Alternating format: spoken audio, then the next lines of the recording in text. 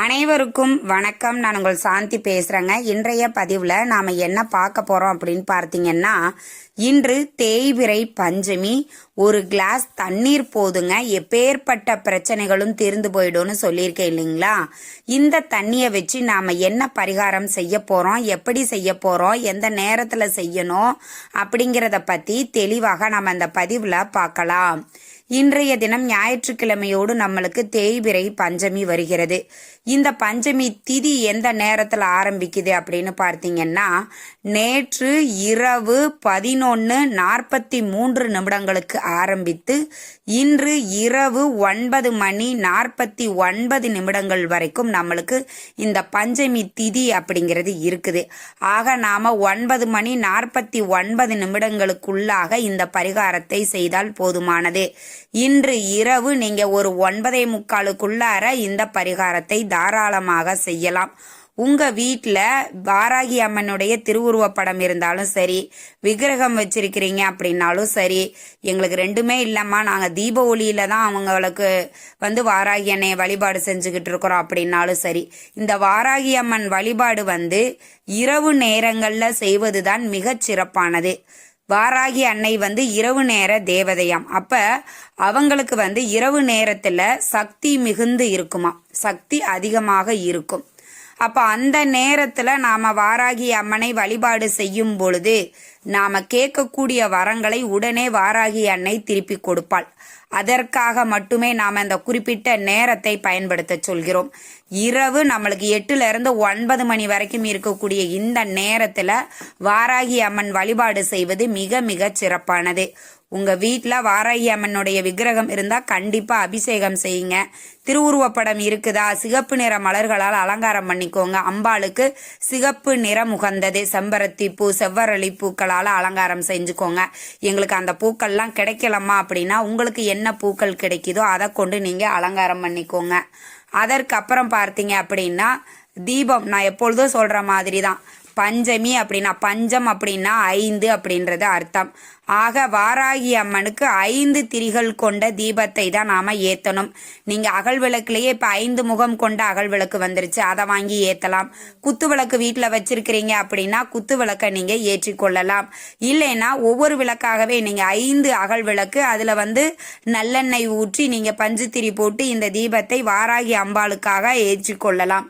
ஏற்றிவிட்டு நீங்க வாராகி அம்மனுக்கு அர்ச்சனைகள் செய்யணும். பூக்களால அர்ச்சனை செய்யலாம், குங்குமத்தால அர்ச்சனை செய்யலாம், நாணயத்தால அர்ச்சனை செய்யலாம். உங்களுக்கு என்ன விருப்பமோ அதை கொண்டு வாராகி அம்மனை அர்ச்சனை செய்து தீபதூப ஆராதனையெல்லாம் காட்டி உங்க பூஜையை நிறைவு செய்து கொள்ளலாம். வாராகி அம்பாள் கிட்ட மனதார நீங்க பிரார்த்தனை பண்ணிக்கணும். அதே மாதிரி பார்த்தீங்கன்னா நெய்வேத்தியமாக மண்ணிற்கு அடியில் விளையக்கூடிய கிழங்கு வகைகளை நெய்வேத்தியமாக வைப்பது அப்படிங்கிறது அம்பாளுக்கு ரொம்ப ரொம்ப பிடிக்கும். அதையும் நீங்க வச்சிருங்க. வச்சுட்டு இப்போ நான் சொல்லக்கூடிய இந்த எளிய பரிகாரத்தையும் செய்யுங்க. ஒரே ஒரு கிளாஸ் தண்ணி எடுத்துக்கோங்க. அது சில்வர் டம்ளர் இல்லை கண்ணாடி டம்ளர், செம்பு, எந்த இதில் வேணாலும் நீங்கள் அது இருக்கட்டும். பிளாஸ்டிக்கை மட்டும் தவிர்த்துடுங்க. வச்சுட்டு ஒரு கிளாஸ் தண்ணி, குடிக்கக்கூடிய தண்ணீர் நல்ல தண்ணியாக பிடிச்சி வச்சுக்கோங்க. இதை நம்ம குடிக்க போகிறோம், அதனால் சுத்தமான நீராக இருக்கணும். அதை பிடிச்சி வச்சுக்கோங்க. ஒரே ஒரு ஸ்பூன் ஒரு அரை ஸ்பூன் இல்லைன்னா 1 ஸ்பூன் சோம்பு எடுத்துக்கோங்க. இதை பெருஞ்சீரகம் அப்படின்னு சொல்லுவாங்க. இந்த சோம்பை நம்ம எடுத்து நம்முடைய வலது உள்ளங்கையில வச்சுக்கிட்டு உங்களுடைய குல தெய்வத்தையும் நம்மளுடைய இஷ்ட தெய்வமான வாராகி அன்னையையும் மனதார பிரார்த்தனை பண்ணிக்கோங்க. உங்களுடைய தேவைகள் கோரிக்கைகள் என்னவோ அதை நினைச்சு பிரார்த்தனை பண்ணிக்கணும். கடன் தீர வேண்டும் அப்படின்னா கடன் தீரணும்னு பிரார்த்தனை பண்ணிக்கோங்க. இல்லை எங்களுக்கு தீராத நோய்கள் தீரணும், என் பையனுக்கோ எங்களுக்கோ ஒரு தீராத நோய் இருக்கு, எவ்வளோ ஹாஸ்பிட்டல் போய் நாங்கள் ட்ரீட்மெண்ட் எல்லாம் எடுத்துட்டோம், ஆனாலும் அது சரியாக மாட்டேங்குது, அப்படி நீங்கள் இருக்கிறீங்க அப்படின்னாலும் இந்த பரிகாரத்தை நீங்கள் செய்யலாம். நோய்கள் தீர வேண்டும் அப்படின்னு நினச்சிக்கோங்க. ஒரு நல்ல வேலை கிடைக்கணும் அப்படின்னா அந்த கம்பெனியோட நேமை நினச்சிட்டு இப்போ உங்களுக்கு ஒரு எய்ம் இருக்கும்ல, இந்த கம்பெனியில் இந்த போஸ்டிங்கில் நான் வேலை செய்யணும் அப்படின்னு, அதை நீங்கள் மனதார பிரார்த்தனை பண்ணிக்கோங்க. உங்களுடைய தேவைகள் கோரிக்கைகள் என்னவோ அதை வாராகி அன்னைக்கிட்ட மனதார பிரார்த்தனை பண்ணிட்டு அந்த சோம்பை அப்படியே அந்த தண்ணியில் போட்டுருங்க. அந்த தண்ணியை எடுத்து உங்களுடைய உள்ளங்கையில் வச்சுக்கோங்க. வச்சுட்டு மறுபடியும் ஒரு தடவை மனமுருகி நீங்கள் எந்த அளவுக்கு மனமுருகி பிரார்த்தனை பண்ணுறீங்களோ அந்த அளவுக்கு உங்களுக்கு உடனுக்குடனே உங்களுடைய தேவைகள் கோரிக்கைகள் நிறைவேறும்.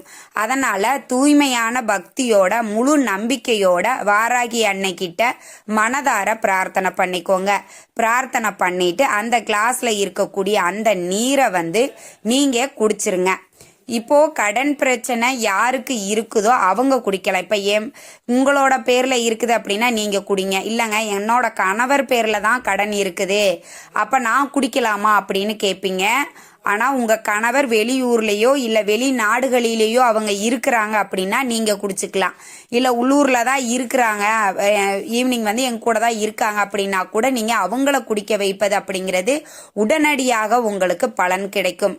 யாருக்கு நோய்கள் தீர வேண்டுமோ அந்த நோயினால் அவஸ்தைப்பட்டுட்டு இருக்கிறவங்க தான் இந்த நீரை குடிக்கணும். அதனால யாருக்காக நீங்கள் பிரார்த்தனை பண்ணிக்கிறீங்களோ அவங்கள இந்த நீரை குடிக்க சொல்லுங்க. குடிச்சு முடிச்சிட்டு உங்களுடைய கர்ம வினைகளுக்கு ஏற்ப கொஞ்சம் சீக்கிரமாகவோ இல்லை லேட்டாகவோ ஆனால் கண்டிப்பாக உங்களுடைய பிரச்சனைகள் தீரும்.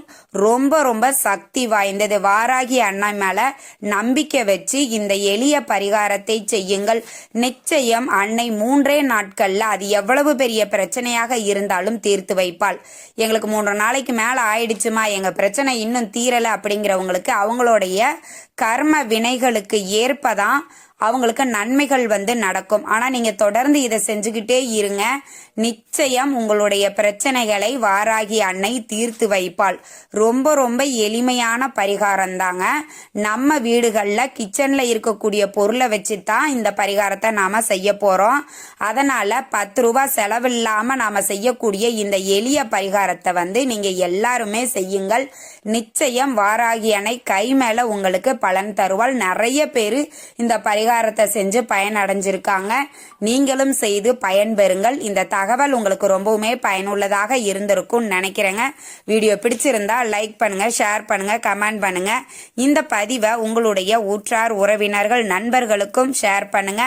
அவங்களும் பார்த்து பயன்பெறட்டும். நன்றி, வணக்கம்.